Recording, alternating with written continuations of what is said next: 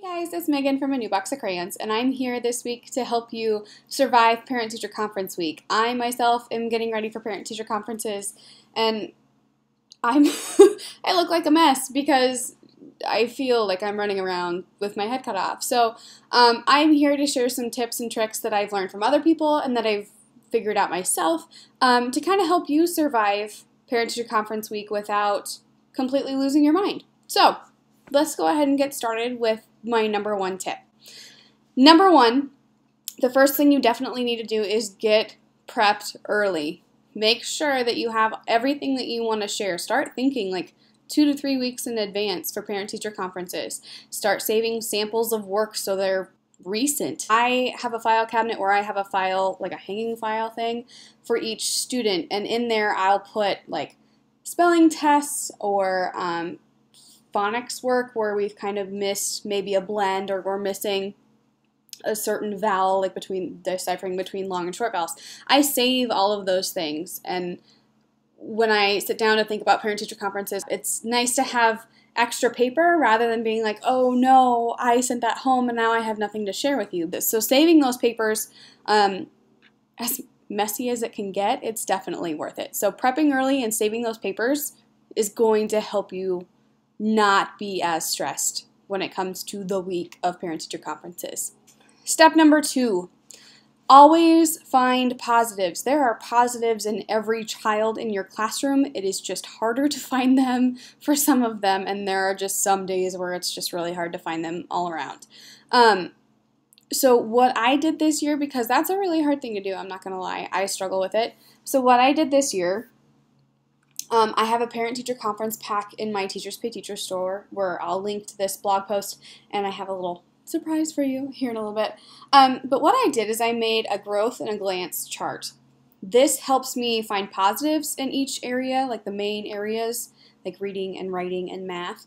And then it also helps me observe a child over a long period of time rather than sitting down the day of conferences and being like, your kid today, whoa, that was awful. The whole reason I did this was to kind of help me think of the positives of each kid. So what I did is I took our essential learners for our district for first grade, and I kind of put them in a little form like this.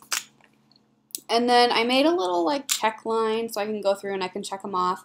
So it's things like in reading, do they use concepts of print? Do they use phonemic awareness to read grade appropriate text levels? They need to be able to read 80% of our high frequency words, that kind of stuff. So then I go through and I mark off if they're doing those things or not. And then there's a little reading, like a notes section where I can put, hey, during reading they really struggle with this sound. Or they're doing fantastic in reading. In fact, here's the reading level, go home and buy more books or read more books. And always finding a positive makes it a little bit easier to discuss those harder things that they struggle with. So finding positives and having positives, as hard as it may be, is definitely going to make your conference go a lot easier.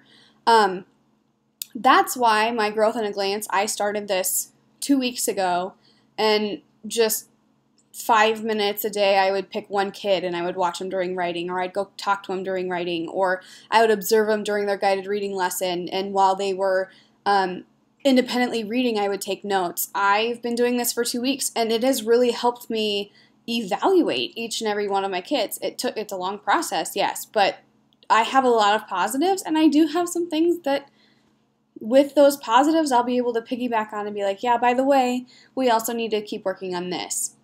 When you present a positive first in your conference, parents are much more receptive to the tougher stuff, I guess. If you sat down and listened to a teacher tell you your hypothetical child, because I don't have any, but if you sat down at a conference and had someone look at you and say, yeah, your kid can't tie his shoes, he doesn't know how to read, he's really nice, but he can't do any of these things, you're already stuck on the negative. So be ahead of that. You're talking to someone about their child. They want to hear the positive. So make it a positive and then give them whatever they need to work on, because there's always stuff to work on. And they know that. They want to know that there's positives about their child as well. So positives and tracking that. The third thing that I have is take notes, which kind of I already talked about. Taking notes about things that pop up recently or that you need to discuss, because let's face it, you're going to think of something and you're going to walk away and you're going to forget about it if you didn't write it down, or you're going to lose your sticky note, which I've done because they didn't stick. So writing things down that you need to talk about, whether it's independency of working, or it's, hey, he said something a little concerning and I think we need to discuss it. Those things, because you're going to have a conference, and I don't know about you, but mine are 20 minutes to get through a lot of information, and it's a whirlwind. You're going to sit down, the parents are going to have questions, you're going to have stuff that you want to hit, and if you're lucky, you don't have a SAT or some kind of process with other people in there wanting to share information as well in a 20-minute packed period. So make sure you have your notes and you have a plan. It will help you feel less worried. It will make sure that you nail the things that you need to get done, and you will have the parents leaving your room and you'll be like, okay, yeah, I had everything discussed that I needed to discuss. It's one of the worst feelings to watch the parents walk away and go, oh, no, wait, come back, and like you already have your next conference in your room. Make sure you're taking notes. Make sure you have those, even if it's a giant page of sticky notes with dates on them of things that happened. One of the things that I decided to do this year that's been a lifesaver is I went into, my district uses Gmail, so I went into my Gmail and I made a Google Doc that is all just, each kid has their own sheet, like a document sheet, like a word sheet. And what I do is anytime I see anything that pops up or anything that concerns me, or maybe they've told me things that need to be documented, I go ahead and I just pop into my classroom form, or my classroom, I forgot what I called it, it's classroom something. And each kid has their own page, so I just click on the kid that told me or the kid that I need to take a note on, and I type it in with the date, and then I'm done, and it saves it for me. So when I have people that are like, when did this become a concern, I can go to my Google Doc, whether it's on my phone or my iPad or my nifty little Chromebook. I can go in and say, well, this popped up at this point in time on this day, and here's what was said. It's just another way to have really good documentation. And honestly, it's been a lifesaver. I keep track of parent contacts in there. I keep track of the concerning comments or the new behaviors that pop up. Or I'll keep like positive things in there that have happened, because I do forget them. That's where I keep all of it. And then I'm not losing sticky notes, because that's really frustrating. So those are my 3 biggest tips that I can think of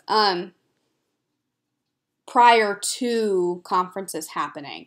Now what I did is today I posted using one of my really cute papers out of my parent-teacher conference pack. I asked you guys on my Instagram account to share any tips or tricks or things that you figured out that help you during parent-teacher conferences, and to share them with me. So I'm going to go ahead, and yes, I'm on my phone, and read some of those to you, and I hope these people don't mind me saying their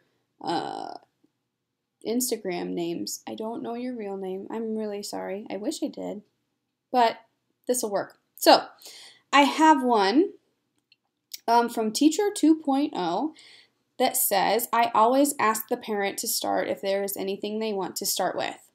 That's a really good way to do it. Get those things kind of hashed out. And honestly, when you do that, most of the time the parents will have this similar concerns, or they won't have any at all, and you can just kind of roll right into your checklist of things that you need to get done and discuss. That's a really good way to break the ice too, because sometimes there really is an awkward silence where you're shuffling papers and they're sitting down and they're just kind of like sitting at, like, they're staring at you.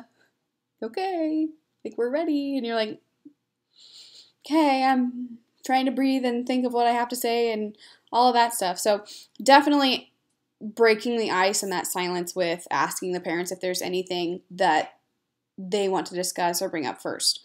Definitely a good tip. First with Mrs. B says, there are some parents who love to talk. Yes, there are. About their kid, about their curriculum, about their job, about their kid's sports, about your perfume and how well you smell, anything like that. We love these parents because they're easy to talk to. They make the really awkward situation of conferences super easy. They do. But sometimes it's helpful to plan their conference between two other parents so that you know they don't have that much time to chit-chat. This is very true. When you have parents that love to talk, and yes, we love them because they're so easy to communicate with, but when you have a time frame, they don't get time frames. They want to sit there and talk your ear off. And as enjoyable as it may be at times, you have stuff to get done, and you're going to have parents sitting out in the hallway or wherever waiting on you, and you're going to be the one that's in trouble. So scheduling conferences behind those super chatty parents helps a lot. Very, very good tip. Let's see. Polka Dots Please says, I send home parent and kid surveys prior to conferences so I can be prepared to answer questions and concerns without surprises. They are free in my store. Again, that was Polka Dots Please. She has conference forms that you can go get. Awesome. I also have my kids write a thank you note to their parents and attach to their conference folder. It always starts conferences with a smile. This is very true. That's a really good idea. The parents that do read the thank you note, they really do appreciate it. But the whole sending a conference survey home prior to conferences, that's a really smart idea. And these are free. Go get them at Polka Dots Please. Thanks for the tip. All right, here's your next one. From Teacher Workstation, who left me, I think, like 2 or 3, which is awesome. Thank you. So one of them is, and it says, okay, last one. So I'm reading these backwards. But anyways, always send out reminders for parents to sign and have a student return a few days before conferences. This way you know that the parent is scheduled, that you definitely know the parent knows their time and the day that they're scheduled. This is a really good idea. Now, my school does it different. We send home forms and they have to turn them into the office, and then our office will hound them. And I will too, because I have Class Dojo where I can message parents and contact them multiple ways. So that's a really good tip. I know some of you have to schedule them on your own, so check in with them. Like, I would have sent mine home last week because my conferences are this week on Tuesday and Thursday. But I would have sent them home last week on Friday and expected them back on Monday. And the people that I didn't get, I would have called. So that's a really good tip. Another one of Teacher Workstation says, this probably goes without saying, but I like to have samples of student work, grades, report cards, and folders for each student to show the parents. I don't know about you, but my report cards are not done. They're not due until Friday of this week. So I have time, thank goodness, to get those done. So what I usually do is I have that growth in a glance. I also have any of my sight word CRTs or reading levels or anything that they're going to see on the report card. I have those. That way those parents aren't surprised when they do get the report card. But if you have it already, put it in there. And her last one is down here. It says, we always packed our conferences back to back with no time for a dinner break. I always got so hungry by the time they were over, so I made sure to keep an easy to grab, quick to eat snacks ready for any small break I got between meetings. And some mints were nice to have after eating so you don't smell like food. A very good idea. If you're like me and you're trying to lose weight, stress eating will kick in. So I usually have like a jar of almonds or like a cheese stick, which isn't always healthy, but it's something. If you're in charge of setting up your own conferences, I would definitely try to schedule like a 10-minute break just to get out of your room. One of my first principals, the best tip that they ever gave me was, it's a stressful time and you have parents coming in and coming out of your room. Some conferences go really well. Sometimes you have really bad conferences and you just need to let it go. Thanks, Elsa. Let it go. Sometimes you just need to get it off your shoulders before the next one comes in. And if you have that 5-minute break to step out in the hall and like banter with somebody across the hall, don't tell them what happened because you've got other parents sitting there. Don't do that. What you need to do is just throw a joke out there. I don't know. Ask them how it's going or whatever. Just make sure you step outside of your room, even if it's to go potty. But make sure you have snacks and potty breaks and time to go talk and banter with people. Those are important things to do. Otherwise, you're going to lose your mind and it's not going to be fun. I don't wish that upon you. I'm just being honest. You're going to be okay. I promise. Like, yeah, you might have stuff that pops up while you're talking or you might get a headache or whatever, but know that in the end, as long as you've discussed the things that you needed to discuss, you've hit the topics that you needed to, you had an overall, out of all of your conferences, it was pretty positive. You may have one or two that aren't great. I'm not going to lie to you. It happens. So what? But yeah, you will have people that bring in their baby brothers or sisters, and they'll be all over the place. So try having like Play-Doh. I have Play-Doh or like Hot Wheels cars. I have those in my centers anyway, so I usually just grab a tub and I have them sitting at my guided reading table where I do my conferences. So if I see a little wiggly person come in, I give them Play-Doh or I give them a Hot Wheels car, or maybe they're doing both and running the Hot Wheels cars through the Play-Doh. I also, parents sit outside my classroom in the hallway and waiting for their conference. So what I did is I took one of those like Rubbermaid tubs, because I had one, and then all of these different coloring sheets that I found online that are pretty intricate and fun, I print off those and I throw a free box of crayons in there, or like usually crayons. Markers get messy. I throw some crayons in there, and then anybody that's out in the hallway, I let them just take over the tub and know it's not clean. And yes, my crayons get stolen and people get upset, but they can bring those coloring pages into my conference and color at my table, and that has been a huge lifesaver. So coloring pages, Play-Doh, Hot Wheels cars, anything like that. For the parents that are sitting out there, if you have newspapers or like magazines even from your house, or like if the school gets them, take those and throw those on the chair, because there are times that your conference will run over and they'll need something. If you have parents that are reading and kind of preoccupied, they're going to be less grumpy. It definitely works. But yeah, so in my Teachers Pay Teachers store, I have quite a few things that I use during parent-teacher conferences. One of them is my parent-teacher conference pack. I definitely use that. In there, you have 6 different student folder cover choices. You have 2 blank pages that just have like one boy and one girl on them that you can really, like, you can send a letter home. You can use those for people to sign up, any of that. You have a conference reminder where I have a pre-made one on the top, and then one that you can make on your own on the bottom. You have door hanging signs to let people know that they need to like silence their phones and you'll be with them shortly, because sometimes people don't leave your door shut. There are my Growth in a Glance with my first grade essential learnings for our district. And then there's the blank pages where you can create your own. There are Growth in a Glance that have map data, the rainbow chart on them, and then there are some that just don't have the rainbow chart on them at all. So it's really a pack that you can kind of make work for yourself. And I'm open to adding anything else that you might think of that you would want to use, but it's definitely a pack that's kind of geared towards making your life easier during parent-teacher conferences. The other thing that I use is my NWEA Mac Tracker. Some of you have seen these.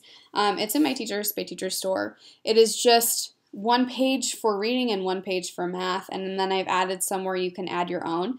And on there I have a giant rainbow chart with like fall where they were supposed to be, and then what they actually got score-wise, and that goes across the page. And what I do is I use that for conferencing with my students. And my students take stickers, so I'll meet with them and I will look at whatever their score was and what color that would have put them in.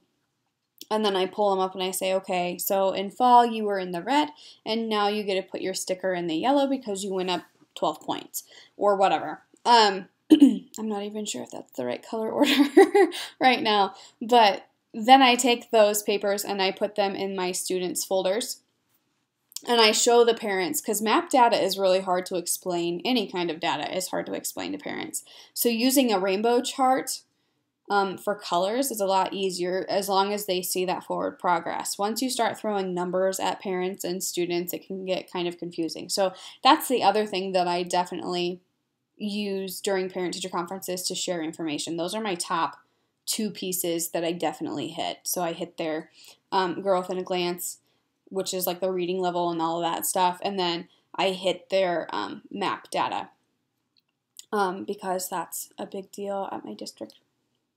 Data is always important.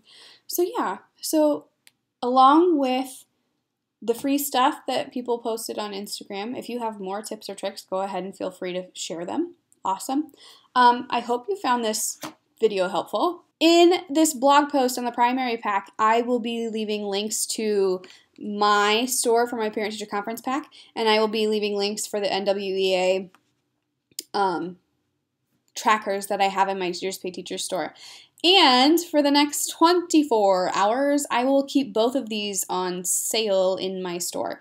So grab them while you can to help you prep. Again, if you want something different put in them, go ahead and just send me an email at anewboxofcrayonsblog@gmail.com, and I will be more than happy to help you get that stuff in there to make your life easier, because that's kind of the whole reason I create stuff, is to simplify your life. So I hope you found this helpful. I hope you have a wonderful week. Thanks for stopping by, guys.